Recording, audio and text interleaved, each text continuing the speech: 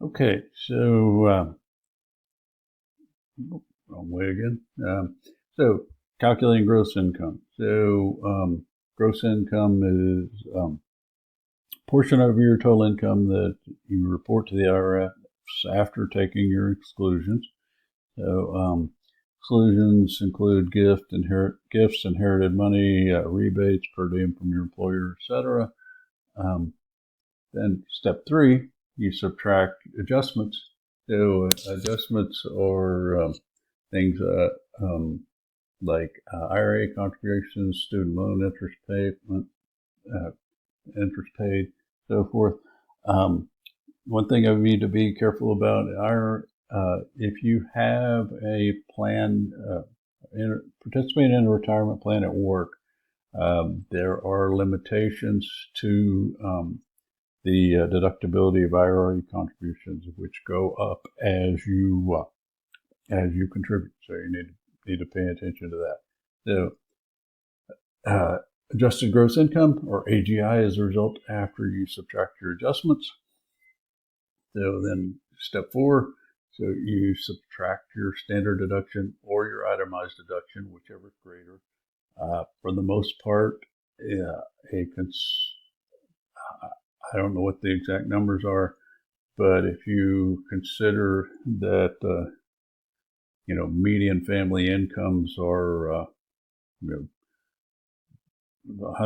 or less in just about every state, that the likelihood of people itemizing is very, very low, especially if you're employed by another person. If you're self-employed, that's a different situation. You're probably more likely to itemize. So standard deduction depends on filing status. That can be married or single, depending on your situation.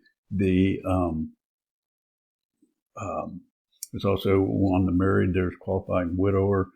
So widow or widower, they can deduct the year in which their spouse passes and 2 additional years after that.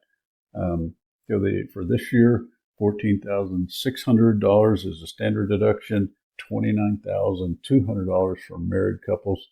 The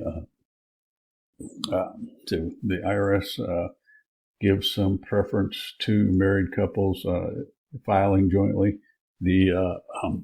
So if you filed separately, you would get the $14,600 each.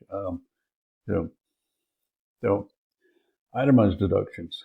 Medical and dental expenses in excess of 10% of your AGI. Taxes you paid, state and local. Again, I believe it's still in place. I need to check that. Is a $10,000 limit for state and local taxes. Include real estate property taxes, personal property taxes, state and local income, foreign taxes. So you can also the possibility you could deduct the sales tax if in event you made a large purchase and it was greater than your income taxes. So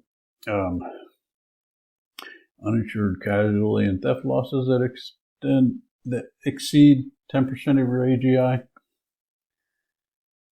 Other deductions include gambling losses that exceed gambling winnings, more itemized deductions, interest, on mortgage points, interest paid on home mortgage loans, home equity loans.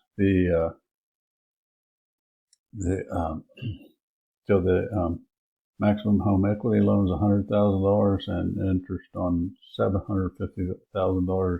So you can't go over $750,000 and deduct anything over that.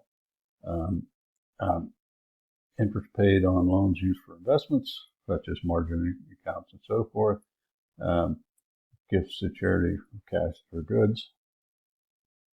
Then And receipt is required if the cash contribution exceeds $250.